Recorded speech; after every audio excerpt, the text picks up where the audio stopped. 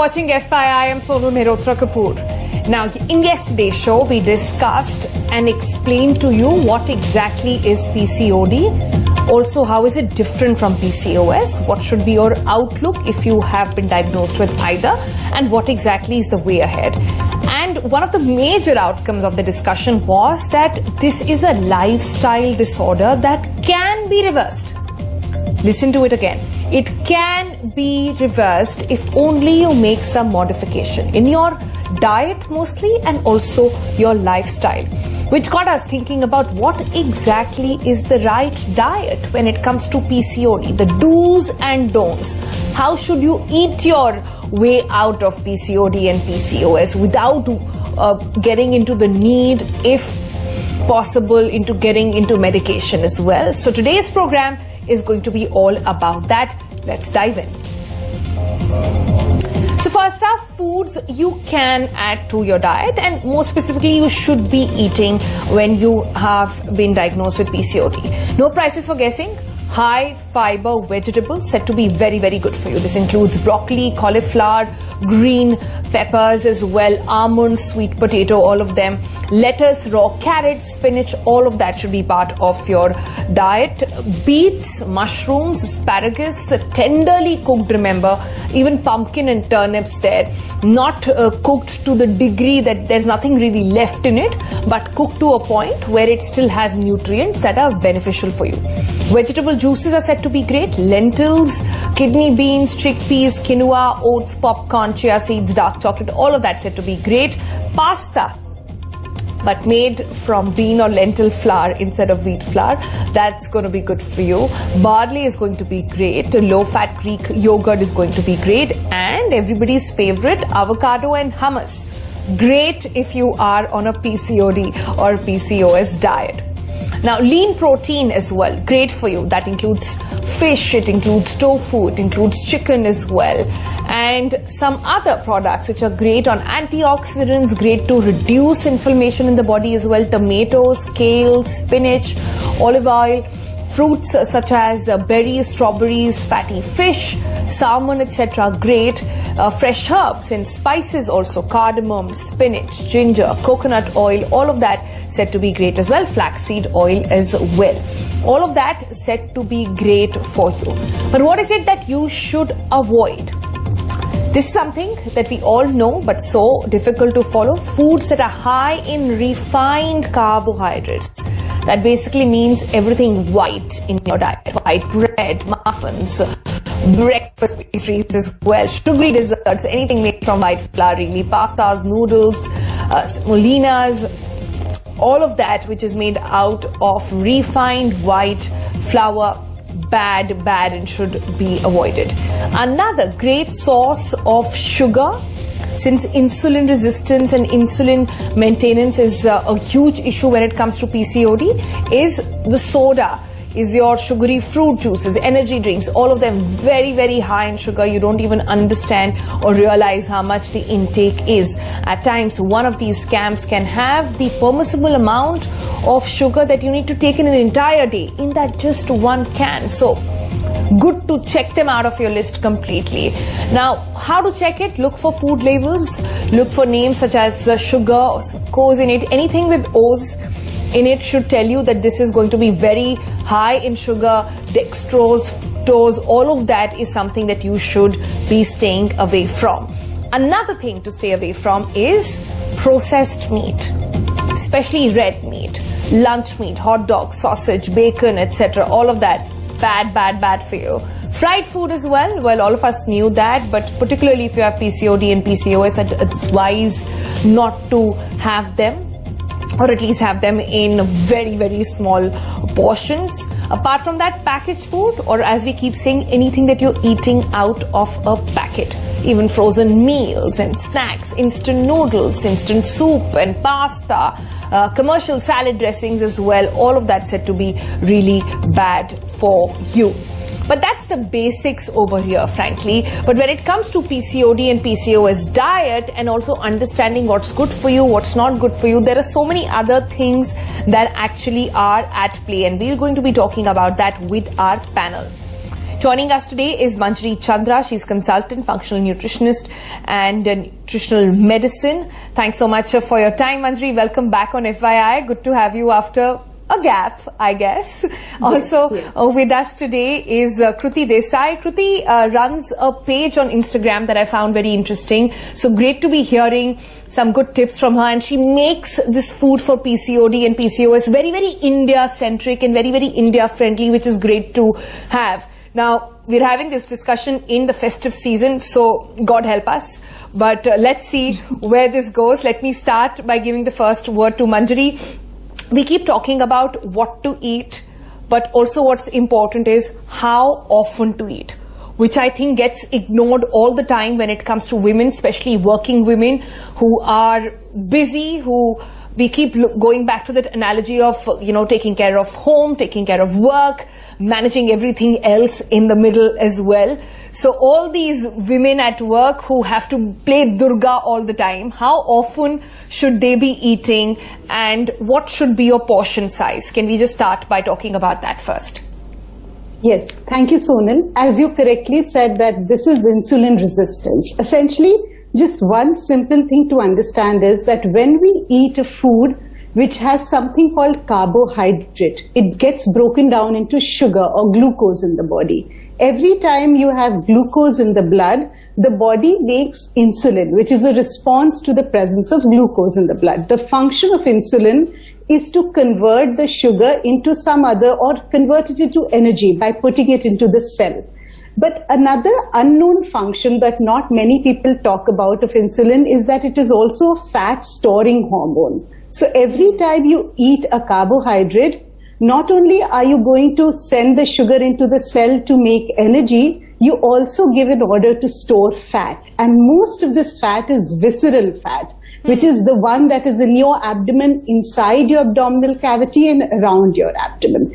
And that abdominal fat makes the pancreas become more and more underperforming, or sort of, having more and more insulin resistance, because then the pancreas are not doing their job because there's a lot of fat around the abdominal organs, making them perform suboptimally. So one of the important things to remember is that every time you eat simple sugar or simple carbs, you're only pushing yourself more into insulin resistance, which is the underlying cause for PCOD. Now, having said that, as women, what happens is many times we, miss out on eating our foods at the right time, as you said.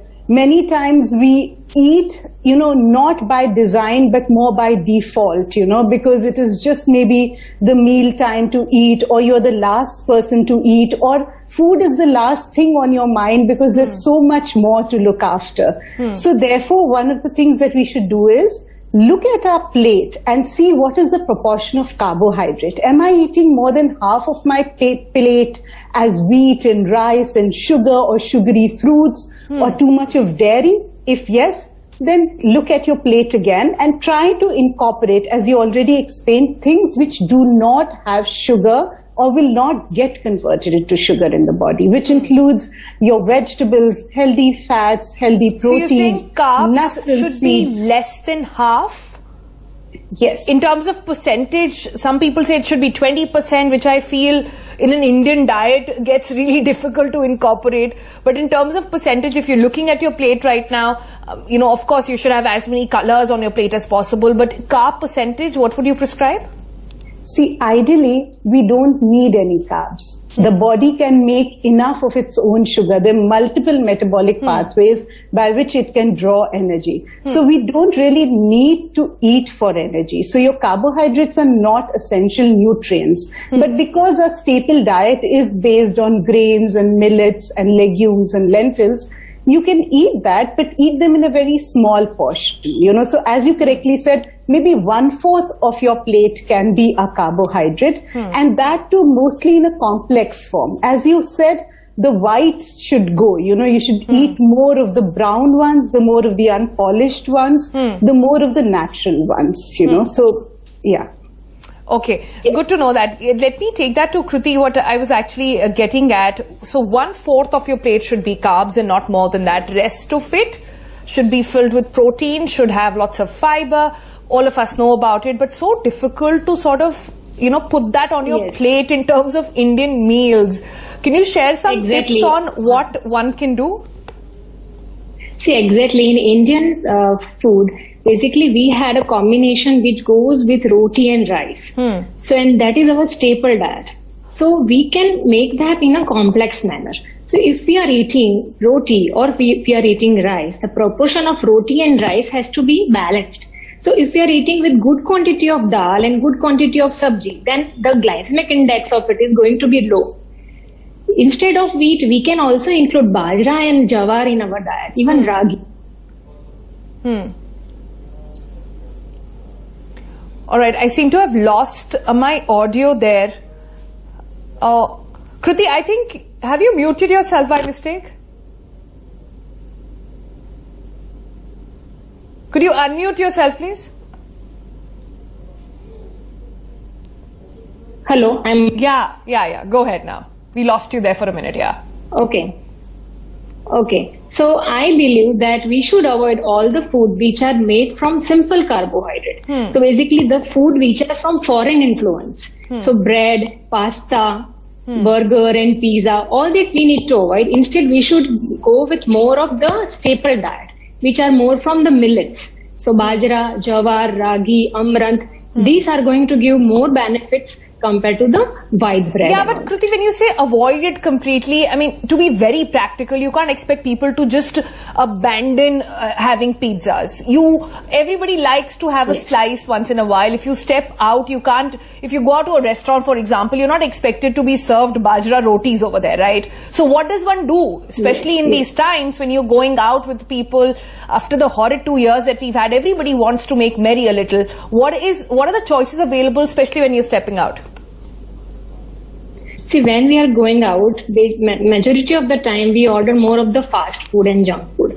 So the problem is with that. So if we opt for other options, nowadays in many restaurants, more of the foods which are available are having some healthy stuffs. So the replacement of maida is into the wheat-based pizza. Even the jawar-based pizza is also available nowadays. Even ragi-based is also available. So slowly, gradually, people are getting involved in that kind of stuff, but it will take some time to get managed to that. So what I am telling is, it is not important. It is not necessary to avoid all these things. But if you are taking in less quantity and very less frequent, then it is not going to harm. So if we are indulging them into like once in a week, then it is fine. Okay. Manjari, can I come back to you on this? When you say avoid carbs, and you did make that point altogether that we don't need definitely to get a lot of energy derived from our carbs, are you then indicating towards a keto diet? Sonal, thank you for asking that question. We've stopped using the word ketogenic in our practice because thanks to the social media, a beautiful concept has been relegated to a fad, literally. It's become something very, very trendy and almost like a fad on social media and the internet. So we don't use that. But the concept of ketogenic diet is actually the concept of how human beings survived for thousands of years until we started cultivation and started growing our grains and the types of processed food that we know today. So it's not that we did not break down fat for energy 100 years back. That is actually the process that human beings survived on for the longest time of human civilization. But then come the last 100 years, we had food cultivation, which became the mainstay of what we were growing. And what we now eat is actually not led by what we require, but more led by what is growing, what is industrially agriculture. You'll be surprised to know that, and I'm sure you might know, I was reading a New York Times report which said that 40 to 50% of American soil is being used to grow only wheat, corn, soy and sugarcane. That's all that is growing in the name of agriculture. And we're overdoing these foods because that is what is freely available. It's cheap. If it's a person who has very little to eat, a woman who's working very little time and less money to spare, she'll buy something which is maida, because that's the cheapest food available. But Manjari, that's all of us these days. All of us, and a lot of us can't afford to go back and have a farm life and grow exactly. So I think I just want to focus a little bit about women, or because that's the issue that we're dealing with right now, and the right kind of food choices that we need to be making. And let's take a break at this point. When we come back, we're going to talk about how to do your grocery shopping. Next time when you go out, you have PCOD, PCOS, and you are trying to stock up your kitchen. You obviously want everything there. How to pick on things? Because India has such bad labeling standards. We don't put out nutrients. We perhaps at max put out only sugar levels or fat levels. So how does one start looking at grocery altogether? That's coming up on the other side. Stay tuned. You're watching FII. Welcome back. How to eat right if you have PCOD and PCOS. That's what we're discussing. Let me quickly go to Manjari on that. Manjari, so if I'm going out grocery shopping, and what is it that I should look out for, some labels, etc., and how exactly should I be filling up my pantry?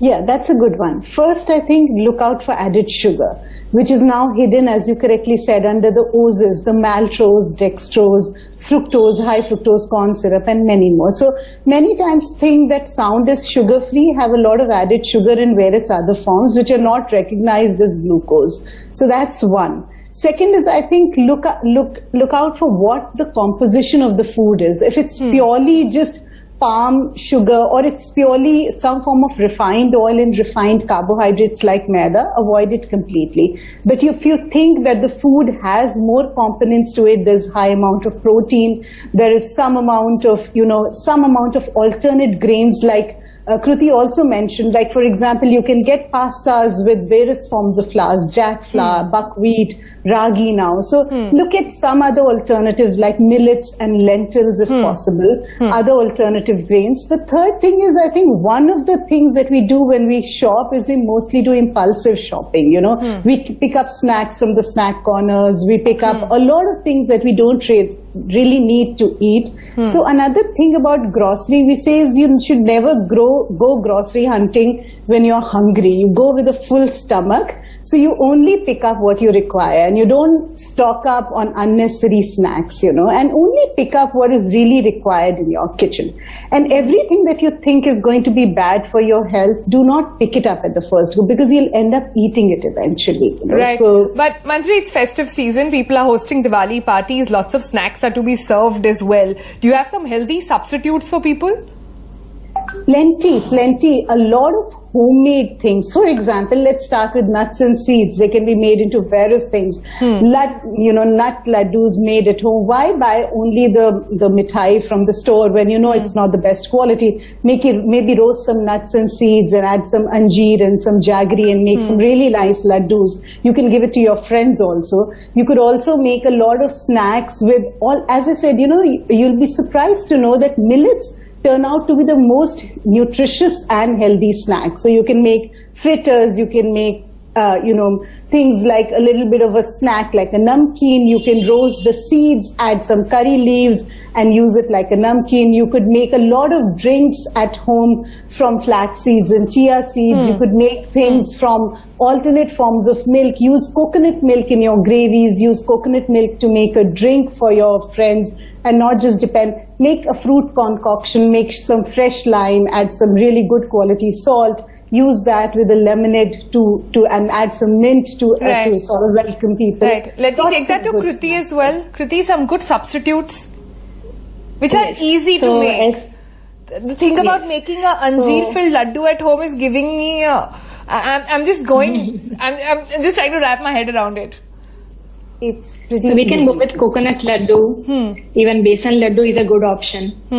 In Gujarat, we have a famous sweet called sukhdi that is very instantly made. That is made from the wheat flour. Even we can make it from bajra and jawar also. So something which is homemade is appropriate for the festive season. Anything which you are bringing from outside, which is packet food, it is going to contain lots of preservatives and additives. So sugar is a culprit, salt is a culprit, but the main culprit is preservatives and additives. So we need to focus to make more of things which are home prepared and which are into our religions and rituals.